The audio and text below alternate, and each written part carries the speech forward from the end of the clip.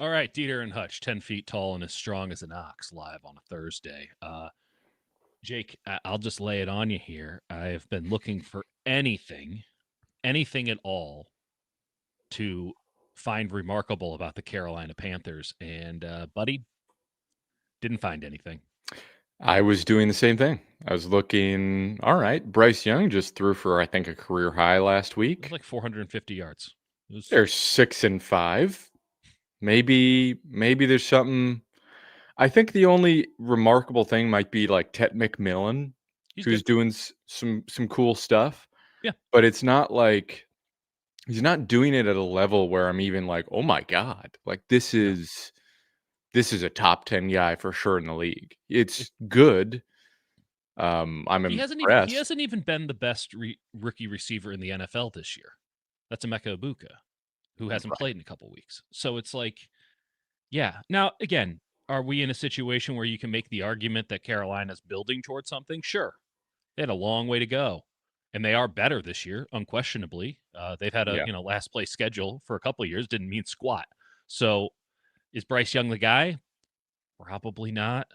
Is he the guy this week, and does he present some problems? I guess. I, I have one takeaway here. yeah. It's if the Niners don't win this game, or let's put it bluntly. If the Niners lose this game, I cannot take them seriously as a franchise. And it's, again, not to say that Carolina is like egregiously bad or anything.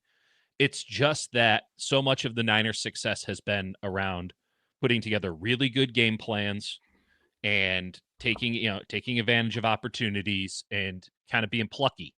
And Carolina presents nothing that should challenge the 49ers in a serious way. And the 49ers should, even with all the injuries, still be able to present a lot of things in sort of their basic concepts that should really challenge Carolina. So if they can't win this game, that's not a good sign. Yeah. I think I will say I like the front. I feel like Carolina, the 3-man front, Yeah. is pretty physical. Tershawn Wharton has been like a really good addition for them. I do Love feel Wharton. like they're hard to run on, and Yes. most teams don't try and run the ball up the middle. That said, I think they're pretty susceptible outside the tackles. Nick Scourton, I feel like, has been pretty strong on the edge for them, but like they don't really have much in the way of pass rushing at all. No, in fact, these are the two worst pass rush teams in terms of pressure rate in the I think NFL. there might be one team in between them, but like, yeah, they're both bottom 3. The I mean, Niners are last. Bengals are Yeah, there, Raiders are there, but when you look at sack it's terrible. pressure rates and then how fast the quarterback's throwing, one of those damn charts that I will not put Yeah, up on the screen from FTN. but In the bottom left corner, which is bad, are the 49ers and the Panthers all by themselves. it's So, it's dreadful. It's yeah. dreadful. Yeah, they have the 3rd lowest pressure rate at 29%, Niners at 25.5%. Yeah, Dead as of last. late, we know how much that is, how much worse that They is. have the 6th worst EPA per pass in the league, and again, like I mentioned, teams are running outside the tackles on them 58% of the time because they've got a strong front. That said, it's like you look at it and it looks pretty easy to it's almost like the Niners have been trying to like have all the gap stuff and do Yeah. stuff inside the tackles that reactivated the run game. And this is a team where it's like some of the outside zone stuff might just be perfect for them in this game. Not just that, Jake. This is a team that runs almost exclusively single high safety. So what is the defense that the 49ers offense has been created to beat? At least the most simplistic form, the most root form of their offense, the Kyle Shanahan offense, is made to beat cover 3 because it's a 10-year-old offense in many ways. So you're getting Yeah. that, you're getting no pass rush, and yeah, you don't have to do any of the cool complicated stuff that you've been working on. If you You can know what I run the think about? basics, yeah. What do you got? They're going to get a lot of good looks in practice. Very similar coverages from both teams. Yeah. Ashiro Everose, the DC, came from Denver, very highly recruited. I feel like him and Sala at some point either work together or have some sort of overlap. Um, But well, there didn't he, he's wasn't he in from Denver. Seattle at He one was he point? was with the Rams. He was with the Okay. Rams from 2017 to 2021. So, Well, and he was a Niners assistant back under Harbaugh. So, okay. I think one thing we both took away is I actually think this is a pretty well coordinated team.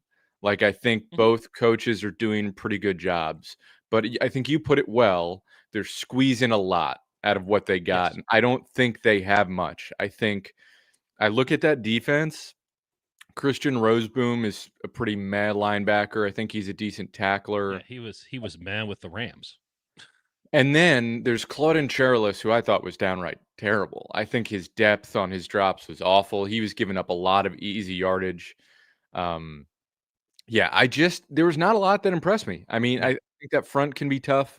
I think, Scourton's physical, but like they're not getting a lot. They're not getting a lot of push. Their Nope. linebackers don't scare me. Right. Jayden Warren's a really good physical corner, but they're not even running like that much press man, which is kind of his specialty. Right. It's And just there's a boom bust there too. have the dudes. I did like their undrafted free agent who played nickel for them last week, Corey Thornton from UCF. I don't remember Corey Thornton in the draft process. 31. I thought he made a couple nice plays. Okay, that's something to keep an eye on. Is it? I mean, it's didn't pop for me. Yeah. But hey, this is why we both watch. Sometimes we find stuff, but we have a lot of agreement on this one. Some weeks we have very little agreement, or we are viewing it from two different prisms. This week, again, they're just sort of an an NPC, a non-playable character for the entire NFL. And that's, again, it's not to say anything that they can't win. They can. It's just that their band for victory feels so very narrow that you actually have to actively participate in their wins. They cannot beat you. You have to beat yourselves, and they have to have a good game on top of it for them to win. And apparently that's happened 6 times this year, though twice to Atlanta, which, do you want to just take a moment, having watched now the Atlanta-Carolina film in a way that I think very few other people on the planet have, to just lament what's happening? Now, lament's the wrong word because that implies that we care. But I think maybe, how about this? Maybe we should care, because Atlanta made one of the dumbest trades in recent NFL history. And you and I were all over this the second it happened. I think a lot of people were like, I don't know. James Pierce is pretty good. James Pierce. Is he that good? Not really. No. You and I were both out on him. We had second round grades on him, which isn't to say that there's not some possible quality there, but he is a strict pass rusher who is undersized even for that job. He cannot do anything for you against the run. And they used a first-round pick and another first-round pick, this year's first-round pick, on him. That first-round pick now goes to the Rams, who, I don't know what's happening in Los Angeles, but the Luka Doncic trade and that James Pierce trade is an all-time heater for a sports city in terms of taking advantage of stupid teams and profiting for decades. And it really did. I know that there are a lot of people talking about sort of this Atlanta Rams trade that everyone perked up to, but might not have taken in the full scale of it. Atlanta's going to finish with a bottom 5 record in the NFL. Kirk Cousins is done. I know that they'll go out there, and there's no Drake London. Kirk looked bad. He's looked bad. He's going to stay bad. No Drake London is huge. They're banged up to high heaven. Their defense has fallen apart since the 49ers gashed them on Sunday Night Football. They've never recovered from that emotionally. And Raheem Morris is still just staring into the half distance, wondering when this will all end. And this is what dawned on me today, Jake. This is a quarterback class where we're going to have 3, I think, really solid options in the top 5. This feels like a 6 first-round QB type year. Oh, yeah, there will be a lot of quarterbacks taken, but I think of the 3 at the top, which is Mendoza, Dante Moore, and I'm missing somebody. Forgive me. Who's the other one that I'm missing? Hold on. Ty Simpson? Ty Simpson, who I'm not actually that bullish on early watch about him being a first-rounder. But between those 3, it seems to me as if the Atlanta Falcons just gave the Rams one of them. And the one thing that you could, if you were a Niners fan, sort of pin your hat to is, the Rams defense is young and impressive and should stay pretty damn good, if not get better. But, they're a little old on offense, and Matt Stafford's 37 and Devontae Adams is 34. And, Puka Nakua's here for a good time, not for a long time. So, maybe it will fall apart on that side. I still think Stafford's got a couple of good years left in him. And then they're going to have a top 5 quarterback to take over for him, Jordan Love style, Aaron Rodgers style afterwards. So, in the words of Kyle Shanahan, fuck. Yeah. Yeah. And they And it's really, a problem. really, really might win the fucking Super Bowl this year. They might be the best team in the NFL and have a top 5 pick where they can take the quarterback of the future and develop him Or give if him the they proper time don't, to develop. Yeah. if Or a they left don't, tackle. Great or left tackle class. or they are in a position where because they're not desperate, if Right. they decide they don't want a quarterback, they can trade down, Jesus. acquire more assets, and get a fucking menace to probably add to that defense or another elite player on the offense. So that's fun if you're a 49ers fan to think about. By the Shout way, out the Rams or I mean, here's how crazy it is. I think Chris Shula is going to get a head coaching job at the end of the year. The Rams DC. yeah. I really do. I think he's really, really good. They might get Raheem Morris in the deal too. They Raheem Morris probably might go back will. to being the DC for the Rams. Like I texted you, he's next up for the Steve Spagnuolo And he'll just established. be hanging out. Yep. The Robert Saleh. I mean, maybe Saleh has one more bite at the apple. Salah Pardon gets the one pun. more bite at the apple. Morris does not. No, Morris does not. I mean, Dan Quinn has used it up. And that's why I think Salah's going to stick around for a while. He's going to see how far they can take this. I bet he sticks around another 2 years. Okay. And then goes from there. So, unless they compete for a Super Bowl next year, and then it's like, all right, I'm out.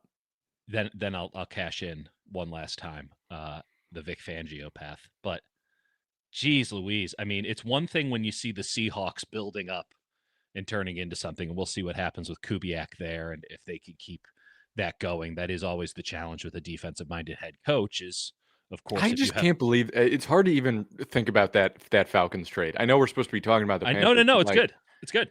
It matters. This is pertinent. Incomprehensible.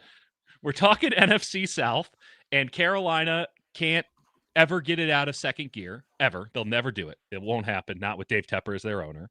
The Buccaneers have been getting by just having a solid defense every year, and Baker Mayfield just trying stuff out. It wasn't just a first and a second that the Rams got. Jesus Christ. They also got a third last year, too, which I forgot about. Who did that turn into? That's a great question.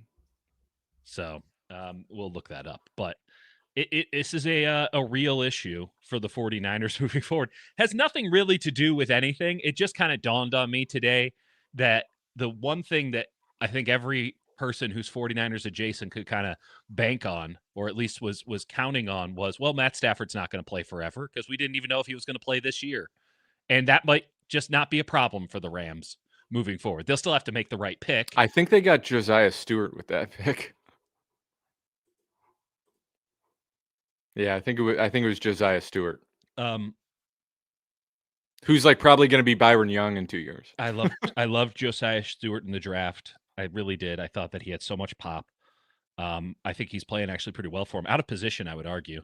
Yeah, they're playing him as kind of a true outside linebacker in a 3-4, more of a Sam. I think it makes Will sense for him, especially early in his career, but maybe not the best way to use him for the rest. It wouldn't shock me if the Rams next year, one, have Morris as their defensive coordinator, and two, go back to a 4-3. I think that line's probably better equipped for a true 4-3. Man, especially too with kind of a lot of teams who run the Kubiak system showing that they can beat the 5-man front of the 3-4. What sort of collusion are we going to get in the anti-McVay collusion are we going to get in Cabo over the summer, where it's going to be like all the LaFleurs, all the Kubiaks, and Shanahan? They're like, all right, we need to stop being friends with Sean.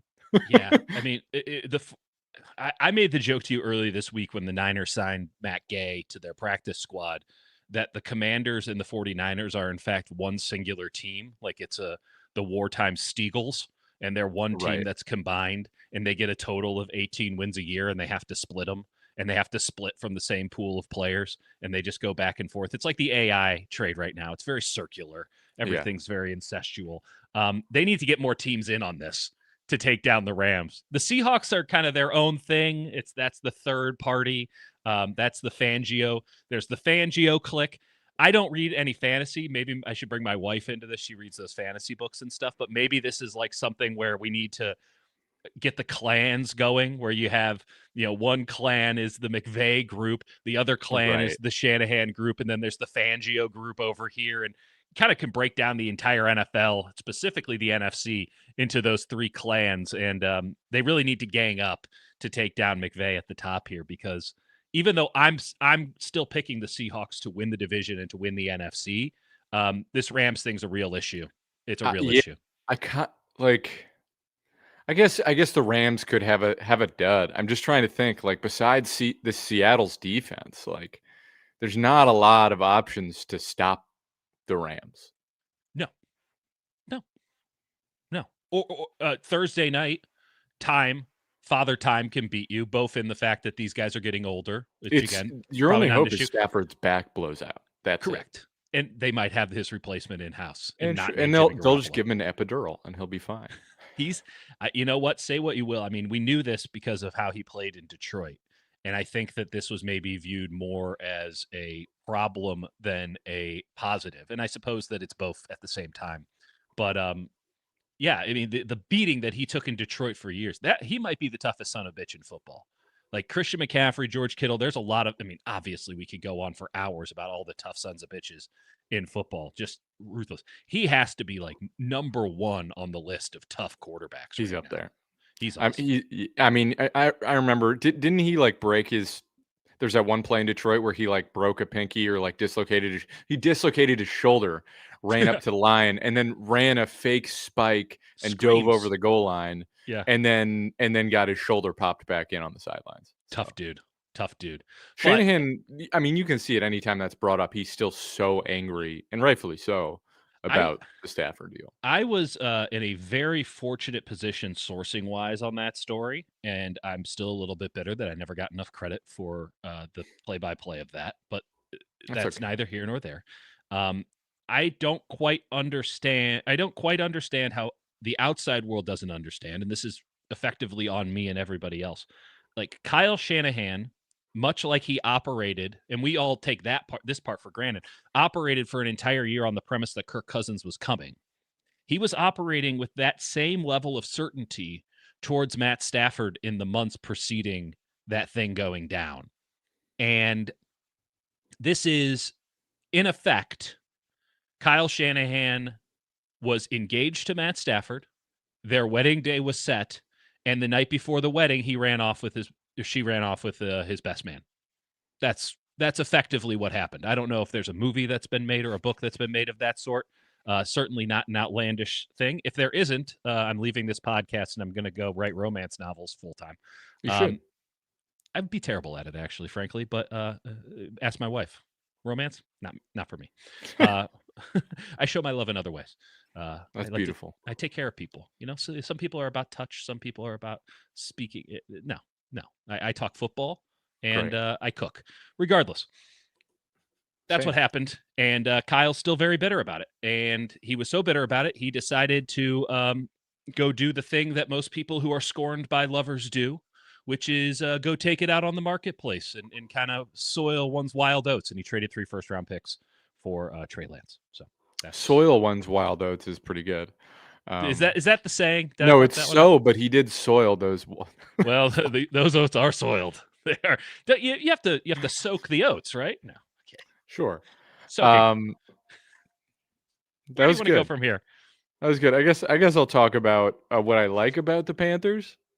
I will say that Bryce Young, when he's on time, can deliver an accurate. He's got a nice ball, and I think he's got it soil in his oats, if you will. Standing touch. He's got really good touch. He's fitting it in some windows that he won't get away with all the time, but also Brock Purdy does the same thing. Mm-hmm. So I think the Panthers want to be quick. They want the ball out now. And if they don't want it out now, they don't have to do that against the Niners. They don't right. If they don't get it out now, it's like a deep developing shot. There's not a lot of like in between. No. I do think he's a little deep on his drops. And maybe that's because he needs to see and because he needs to get deeper. That's so funny you mentioned that, because kind of on first watch, I'm like, oh, he gets that third foot in the ground and he goes. And then I realized it was actually his 5th or 6th step.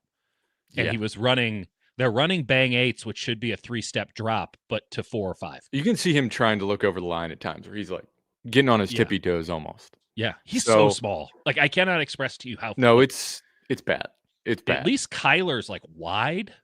Like Kyler, the Kyler look is fascinating because he's kind of gotten a little Yeah, bit yoked in and recent Bryce years. Young's not that quick, He's right? not Like, quick. No, he just looks like a normal dude. And I know that when the Panthers drafted him, their argument was, well, it's not about physical traits anymore. It's about well, the that's not supercomputer. true. It's I know not. this was their argument, that it's And about I'm the somebody who like rips on people for not appreciating the processing enough, right. because like that's a crucial part of playing quarterback, that It's the people fun. go traits only. That's number one, but it's there are prerequisites to then having Yeah, that, and I would much rather have somebody who and I I think would. Brock barely clears that bar in terms of traits. Some people don't think that he does. I mean, Fair enough. it's right on that line for sure. And yeah, I mean, Brock absolutely will sometimes be peeking over guys, but I think it will be interesting. I hope I mentioned this with the Drew Brees thing last week. Like, I wanted to see like Brock and Drew Brees on the field at the same time before a game just to size it up a Yeah. little bit. I need to see Bryce Young and Brock shaking hands after this game. Like, I need to. I don't think it's going to be like the Derrick Henry. What was the equivalent? It was Derrick Henry and Oh yeah. Who was that? I Yeah, do not remember. there was like a little scat back or something, right? Yeah, there was just these are the two running backs in the game, and one of Yeah. them is the monster of a man. Maybe it was Or Keaton Mitchell or something. was it Oakton, the former Baylor player, number 2, We're who getting was like lost. 6'8"? We were never even on the path, my friend. We're talking about the Panthers, and it's hard for us I to don't want to stick with the talk Panthers about the Panthers. They're because I boring. we both watched and we went, God, I'm just they're dull.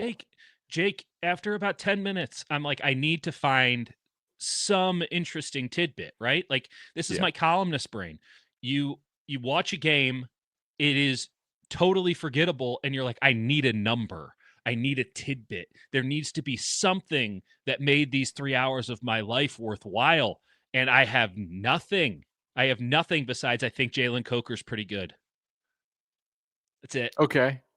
All right. Do you I know you have something. You're really good at this stuff. I What do you liked have? I liked Tommy Tremble a little bit. They put him I in the mean, flat. It looks fine. not really. Their O-line is exceedingly meh. Damian Lewis, who used to play for Seattle, was at left guard and had one good rep, and I went, "Oh, is Damian Lewis playing well?" And then he got destroyed on the next Yeah, play by that's Ruka exactly right. Rororo.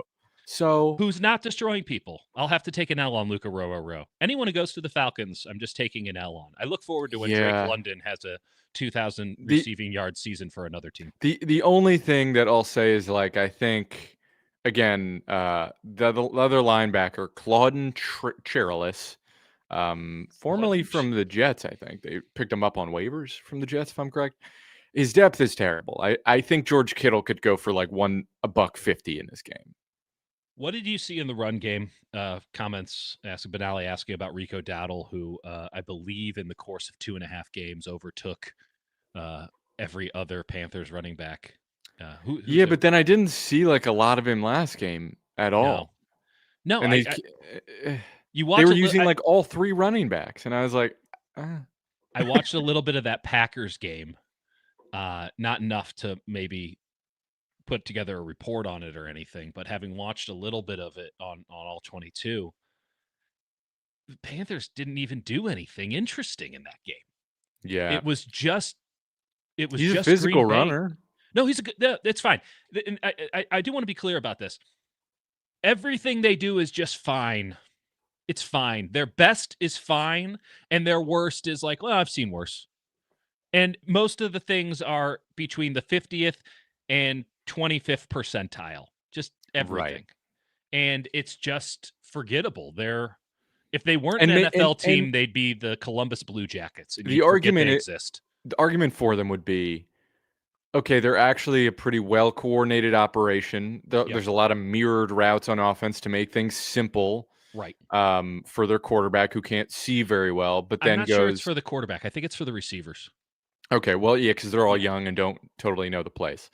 So that's Xavier Legette specifically, but yeah, that's fair. So they do that. They have some good shot plays built in. The running game's not bad. It's not great, but it can beat teams if they get going downhill. Totally. And so the argument would be, okay, well, just because we're bored doesn't mean it's bad. Not that we're saying it's bad, but like they can put up 28 points if all goes well, right? So In this let's game, just yeah.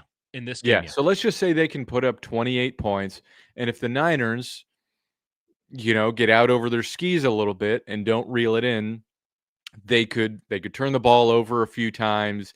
The defense could be pretty shitty and like let them have a few chunk plays. And Of course. a game where the Niners should be dominating goes into half where the Panthers are down by like a score, Right. and the Niners come out slow in the second half, and the Panthers win a game that no one really wanted a part in at any point. Yes. So there's an argument that this is just a bad, sloppy, sleepy game.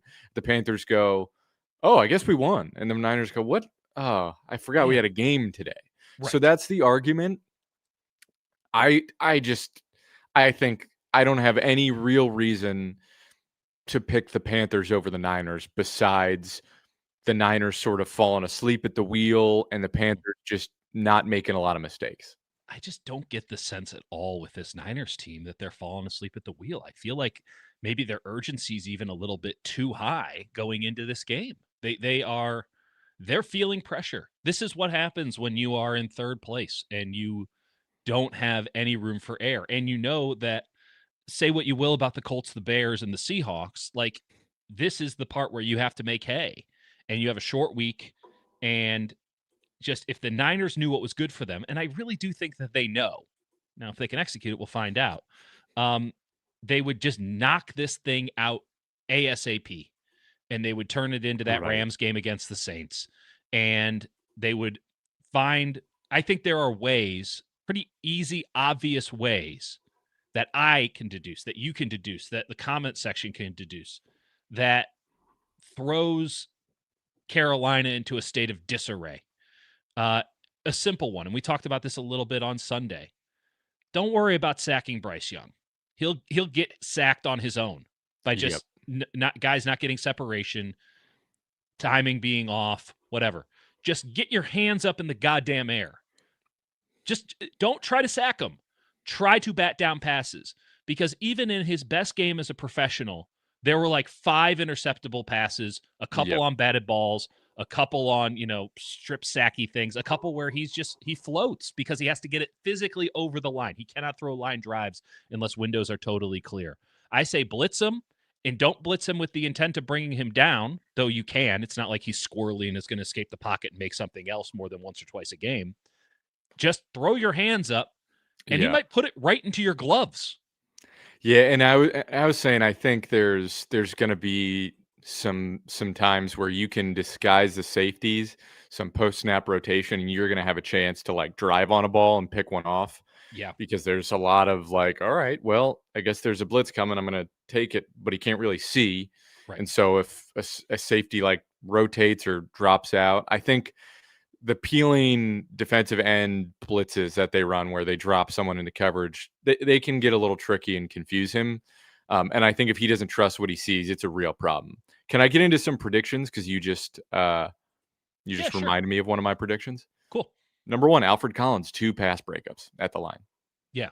Just get those big old mitts up. And when we talk about how big Collins is, I don't think anybody outside of those who have been to training camp, been at practices, been close up, quite understand the largest part of Alfred Collins, and there's no small parts of Alfred Collins, but the mitts on that bear are massive. And he's all taped up on the forearm and stuff. Those things, they don't look like he doesn't look like his fingers bend. They're so big and heavy. Yeah, I mean, he might be like, have like an 8-foot tall vertical wingspan. I don't know what you would call that. It might be standing reach. Standing reach might be like 8 feet for him. It might be bigger. Might be, yeah. He's got it might really be more long arms, and then he could actually jump pretty high. Like he gets at least a swat a game. He's gonna. Are we adhering to the rule here? What's that? The rule, the Matt Rule. Yeah. Which was when Matt Rule was the head coach at Temple. I knew Matt pretty well, and he would scout South Florida and New Jersey. Those were his 2 main spots to get players to go to Temple. And I would get on the phone, we'd talk, whatever, and I'd give him kind of the guys that I thought were 3 stars that hadn't been caught by the national ranking services yet. and we've put a lot of players in the NFL. And this is why I'll always, like legitimately, like, yeah. And so there were a couple, and he offensive line was always tricky, particularly in South Florida, because it was really just a kind of bunch of doughy fat guys. And then there were some just hyper elite athletes who there were no good offensive line coaches at the high school level in South Florida. And that has percolated to the country now. And Rule had a pretty simple standard. He goes, I can't get the guys who are obviously good at offensive line at Temple. I can't do that. How am I supposed to be able to do that? So let me ask you a question. If you can get me an offensive lineman, all you need to tell me is if they can dunk. Can they dunk a basketball? Because if they're 6'3" and 330 pounds and doughy and can dunk a basketball, I can do something with that. Kind of Alfred Collins. Now, Alfred Collins, obviously, I think it was a 4-star, played a ton of downs, second round pick. We're not talking about bottom of the barrel, but there is something to be said about men that large and that heavy being able to dunk a basketball for just rote athleticism. Yeah. Dominic Pooney's like one of those guys where you're like, sneaky. You can dunk. Let me give you 2 more predictions. Mm-hmm. At least one absolute like holy shit catch by McMillan on a deep ball, but it's good coverage. It's good coverage. He just like snags it. And people are like, oh my God, McMillan's such a separator. And you're like, well, that's not at all. No. That's not what he did. But he's a great contested catch player. And then at least one interception thrown by Young and probably 3 or 4 others that absolutely should have been. Yeah. That feels like something that would establish itself early. It established itself early against Atlanta. If you don't take advantage of it, go ahead. Yeah. We haven't talked about Ricky Pearsall, and that's the title. Yeah. Well, I figured the floor is yours on that. I put that together 2 days ago. I figured we would definitely spend a minute talking about Ricky on the basis. I don't know. I am not in the media. I don't know what every other channel is talking about. I have no clue. We don't particularly care. But every now and again, it comes through the grapevine, whether I'm talking to Larry or, somebody texts me like this, and it's like, oh, who's going on about what? And apparently Ricky Pearsall having no catches was a DEFCON 1 situation elsewhere. He had 1 catch. I think it was for 0 yards. Okay, fair. Sorry, that is an accurate statement. 0 yards. That was a huge issue.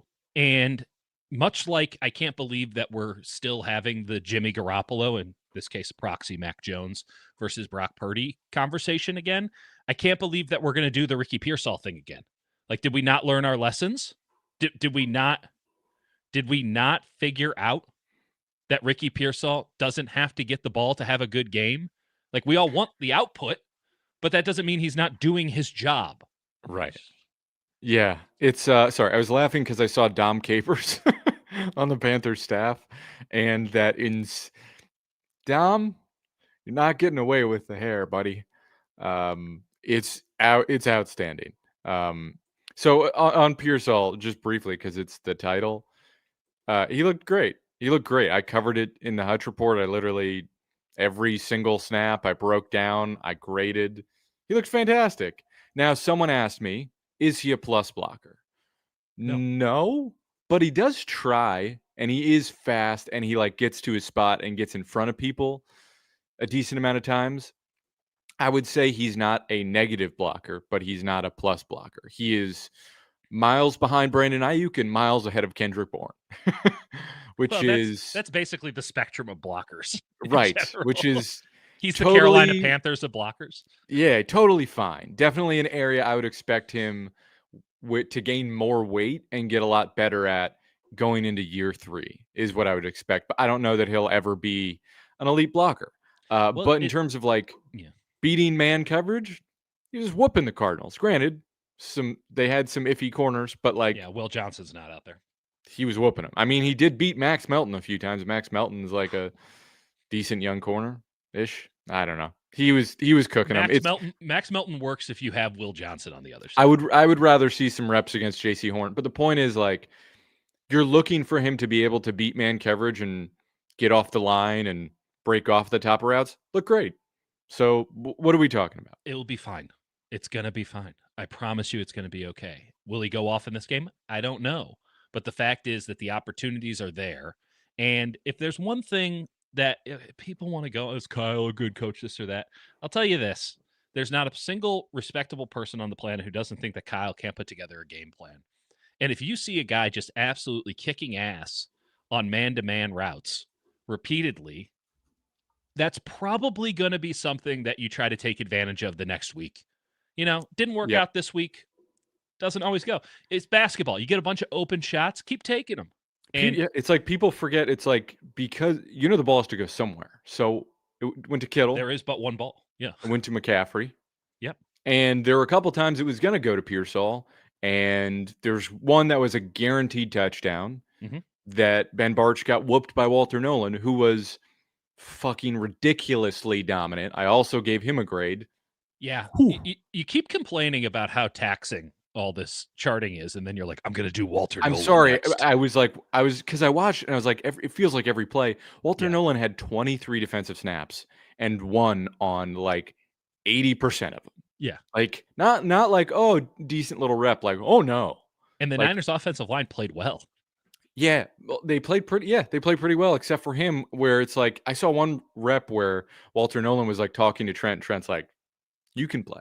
They literally had like a moment together where Trent's like, there's one rep where Trent went, oh no, who is that?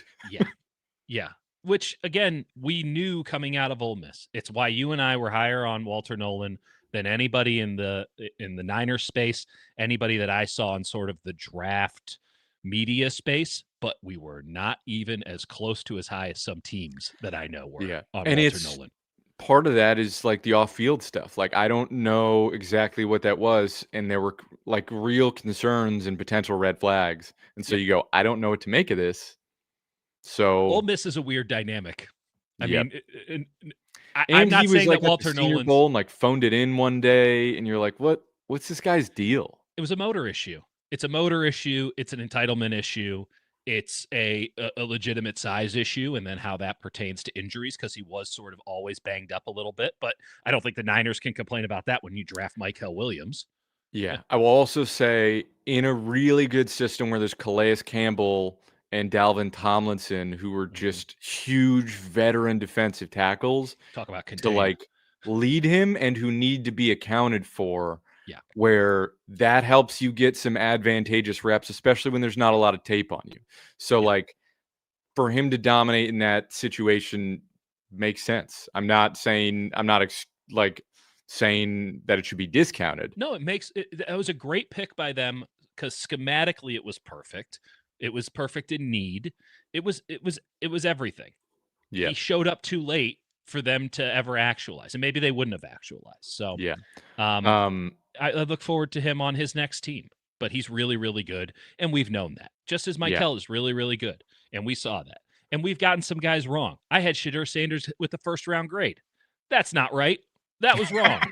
But, like, I like Shedeur Sanders' Colorado tape. I thought he was making something out of nothing a lot, but a little bit different. We might go back and relitigate some of our picks if we have time before around the bye week. I think it would be pertinent for us to do that. Now we're going to get into comments, and there's one comment that you specifically have to answer, which was asked the other day, and I let it go, but PDX 49er has paid to have this question answered.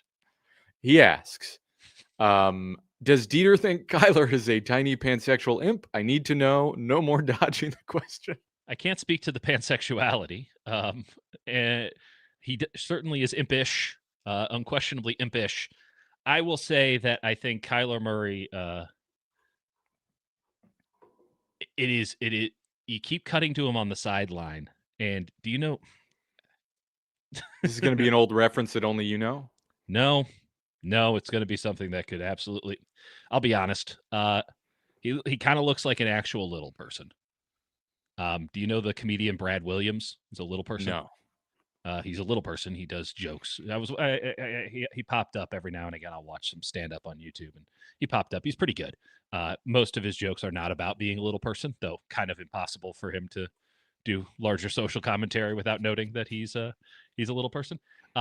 Every time they cut to Kyler on the sideline the last couple of weeks, it's like, ooh, those are some pretty short arms and very big head, and it's At Well, some when you guys point, are done canceling Dieter, we'll move on to the next yeah, question. I'm just saying he looks like a little person. He has the same shape as a little person, and perhaps that could have been an advantage at one point, but it is clearly not. So, All right. I do not know about his pansexuality or whatever that is, but I can't unsee it. I can't unsee it. Thanks for that, I will folks. do the laugh one more time because it's the last time we'll ever do it. Jake, cover your ears. There it All is. right. This is why you There it come. is. This is the kind of unfettered, deep cut football analysis you can't get anywhere else. Me Thanks, folks. just working around the issues for $5. Incredible. Thank you for that.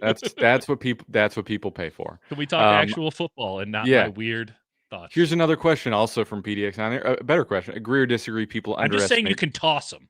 I think that in a previous time, he would have been in a frat basement getting tossed. That's all I'm saying. Fair enough. Agree or disagree? You're People so underestimate uncomfortable. Mikel because they don't consider his age. Every other comparable draftee is older, more maxed out completely. He's 20 years old. That's 21 insane. now. He is 21 now. I've been using 20. Just turned 21. He just turned 21. To be fair, you could have made the same argument for Trey Lance. True, except there were some other issues there. Clearly. And I will say, if Mikel doesn't work out, it's because of injuries. Because otherwise, he is, as it stands today, a 10-year NFL player. If he gets no better, he is a 10-year NFL player. No question. And there is unlimited upside. Yeah, and I think it's something where the question will be, how effectively can he rush outside? And we talked about, we were almost talking about Chris Jones, as a comparison at one point for Alfred Collins, whereas it almost makes more sense for Mikel in terms of, like, it's a totally different build. But I'm just saying, in terms of, like, the ability to rush inside and then slot outside, because he's like, at this like point, an like inverse Chris Jones, yeah. So not quite the same. Like Chris Jones was more disruptive, I think, from the jump. But in terms of like, he's I had a shower thought today that, like, I had somebody tell me that the Niners, and this is rumor and hearsay. I don't want this fully attributed, but someone did tell me that the Niners felt that Alfred Collins had Chris Jones upside, and that he can be their Chris Jones. And Chris Jones, don't forget, I believe, second-round pick as well. A lot of questions coming out of Mississippi State. And it took a minute, as it does with most, if not all, defensive tackles, save for perhaps Walter Nolan. I'm kind of seeing it a little bit, because I remember the very early days of Chris Jones, for reasons that I don't bring up on the channel anymore because people like to drag me about it. He is clearly bigger, but he does have that same kind of pop that shows up every now and again, and that fully actualized into just a standard form of playing. But to just see the high end of a Collins, which is showing up a little bit more and a little bit more and a little bit more, it gets the it's tickling. It's tickling. It's also it's the violent hands. It's like a well-balanced frame at that size, which a lot of guys don't have that. Like Kinlaw's legs were too long. And the weight was like unevenly distributed. Kinlaw had like a 40-inch inseam. And it's also figuring out like how to rush, like just what that even means, and not having to do the thing he did at Texas, which was just sort of stand there and hold people and then wall. Occasionally rip. Also, the thing with Mikel, maybe the part is he looks a lot like Chris Jones. Like there's in the face. Yes. Yeah. Like he actually does. Kind of talks like Chris Jones too. Yeah.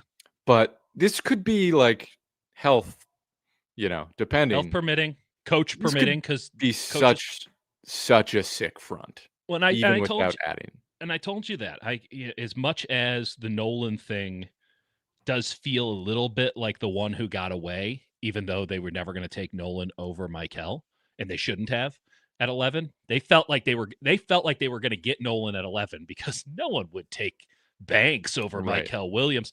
That happened. So it does feel a little bit like the one who got away, because you had already kind of Matt Stafford-y projected it out as, okay, then we're going to do this, and then we're going to do this, and then it doesn't happen, and you end up with a really good situation. Unlike the Niners, it took a while. But I almost, if the option is Nolan and who would have been a second-round defensive end? I mean, were Like there any? Princely Uman doesn't really make Right. sense for them. Who's on the Panthers, by the way, we didn't even talk about. Mike Green, like, Yikes.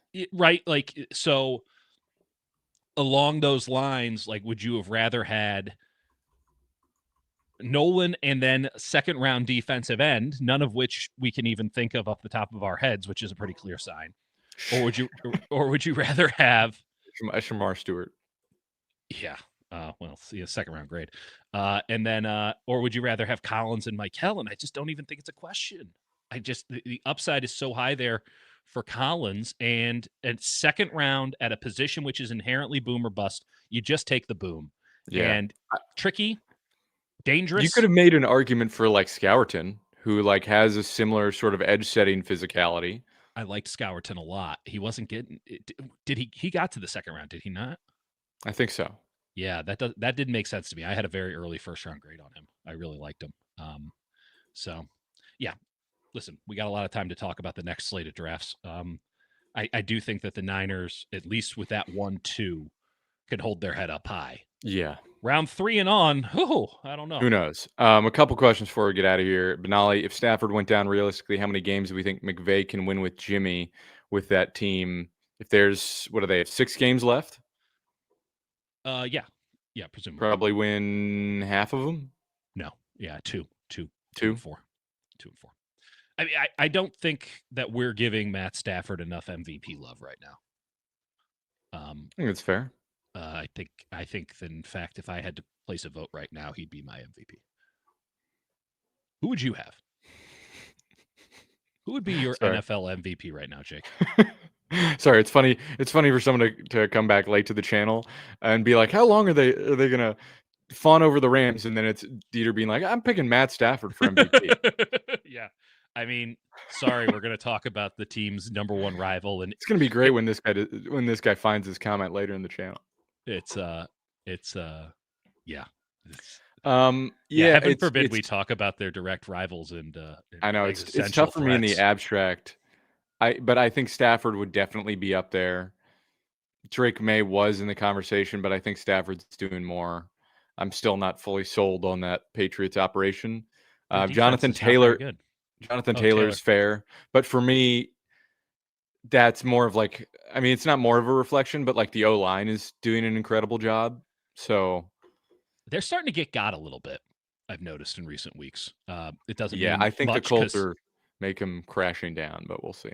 I having given some cursory glances, having watched that Berlin game, there were a lot of plays where Taylor ran into the back of an offensive line, and if Atlanta had any linebackers who could actually get into the backfield, as I don't believe Walker was playing, he would have been brought down. But instead, he just went left and ran for 80 yards, which not bad. Yeah, I'd take it.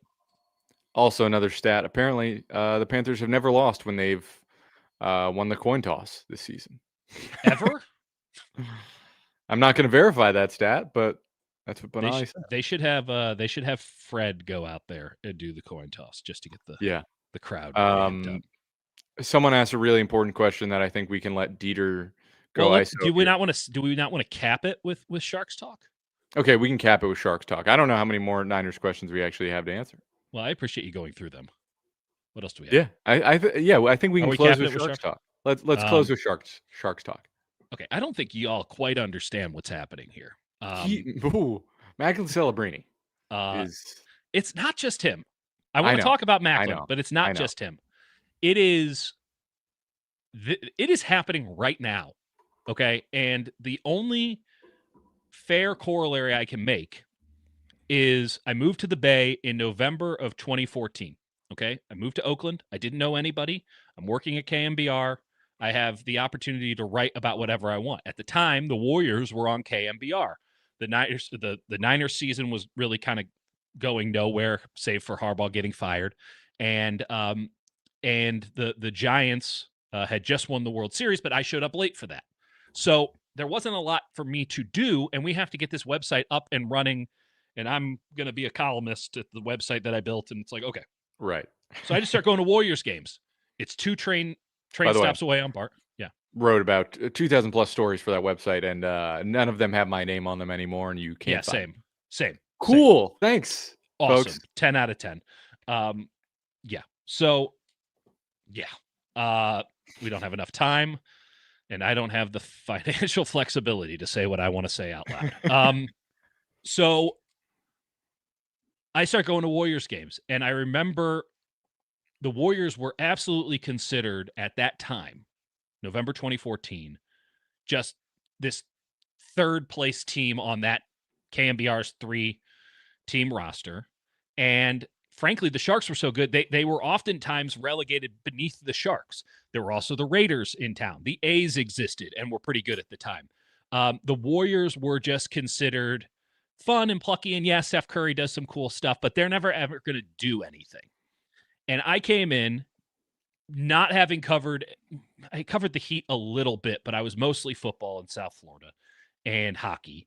And having not covered the NBA intensely, certainly not intensely enough to have a real great read on the Warriors, I kind of went in with a blank slate. Right. And I remember about 20 minutes into the first game I'm covering, I texted my dad, and I'm like, this is the greatest basketball team I have ever seen. Ever. And I think 3 games in, Clay goes for 37 and a quarter, and that's when I would argue Warriors mania in the Bay. And it's not to say that there weren't hardcore, diehard fans. Right. I got to know a lot of them at Oracle, the longtime season ticket holders, and they were just euphoric, right? It turned into like a tent revival church during those games. People were running up and down the aisles. It was incredible. There's no atmosphere quite like it. I caught on to that wave. I felt at the very last second someone could get in at the ground level. And I was lucky enough to grab onto those coattails and let them drag me for the next decade. Legitimately drag me to points where I can have a house and afford a family and all these things. That is the exact feeling that I have watching Macklin Celebrini right now.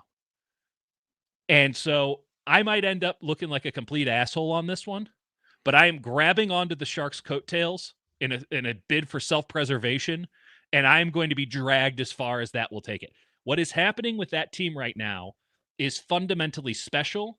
They're on the precipice of something that will be great, and he is one of the best athletes I've ever had the privilege to see in person. He is 19 years old. The stuff he's doing with his eyes, once like where he's never like looking, he's never showing you what he's doing. He's already decided, he's already surveyed the entire he's rink. Operating at levels that professionals who are paid millions of dollars in the best league in the world can't even comprehend. We want to talk about processing. That dude's a supercomputer. He is incredible. I will also say this. A guy like Will Smith, who's his right wing right now, is the kind of player who, in and of himself, is franchise-changing kind of talent. Yeah. And they are going to find the right left winger for that top unit. I'm a big Alex Wenberg guy. I think that they might have the third line. Michael Misa, when he comes back from injury, has the chance to be a player of that same caliber as a Smith. But yeah, would they have him in the run with those guys, or would they have him, in the second line? Late game, they can throw him on left wing. Problem is left wing in modern hockey, and it's always been this way, but it's still this way.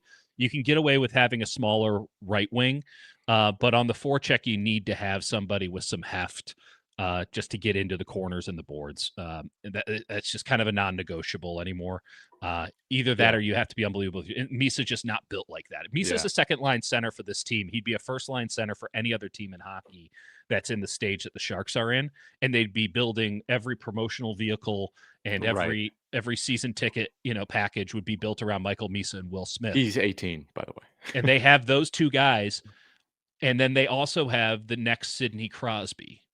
Like, he has 30 points in 20 games. Here are the teenagers in the history of the NHL with 30 points in 20 games. Sidney Crosby, Mario Lemieux, and Wayne Gretzky did it twice. End of list. It's pretty good. So, and hockey's one of those sports. Crosby is still putting up all-star caliber numbers. The Penguins are good this year. He's He's 38 years old. Like, he's I unbelievable. actually like this take. The NHL, I think, will always sort of be limited Yeah. in terms of I don't think they're great at marketing themselves. But the way the NBA is torpedoing its value with the amount of like gambling garbage and just I don't know. I think that Well, generally the league is you want to have getting messy and is in like sort of a middle period where all of these stars that have been around forever are going to start to age out of the league and they're going to be in trouble. A lot of these Gen Z guys, like there is a void to be picked up there. let's also do this. I just finished writing a column about the Warriors, who are 9-8, and just finished one of the more hellacious bits of a schedule I've ever seen. And I kind of made the argument like it's fine. Like they're not going to compete for a title. It's OKC or Denver out of the West. No one can get on that level. But let me just quickly just to point out something, because Steve Kerr was complaining about the schedule, which was very eye roll inducing, though he was correct. Right. But he was also complaining about the pace of play, which it's faster than it's been in 5 years. It will slow down because teams won't be able to maintain this, but everyone is just going all the time. It's like the 60s or the mid 80s. And I think the Warriors are arguing, and I think it's pretty easy to come to the conclusion that, in fact, it is really taking a toll on the stars, which is what the entire NBA is built around. Let me just quickly read off the all-stars from last year. Jalen Brunson, currently injured. Donovan Mitchell, healthy. Jason Tatum, out for the season. Giannis, injured. Karl Anthony Towns, healthy. Jaylen Brown, healthy. Cade Cunningham, injured. Darius Garland, injured. Tyler Hero, hasn't played yet this year. Damian Lillard, out for the season, injured. Evan Mobley, healthy. Pascal Siakam, healthy. Trae Young, currently injured. Shai Gilgeous-Alexander, playing. Steph Curry, playing, though kind of injured. LeBron James, just came back from injury. Kevin Durant, healthy. Nikola Jokic, healthy. Anthony Edwards, missed the first 3 weeks of the season, injury. James Harden, can't get injured because you can't pull fat. Jaren Jackson, came into the season injured, missed a bunch of time. Jalen Williams, hasn't played yet this season. Anthony Davis, always injured.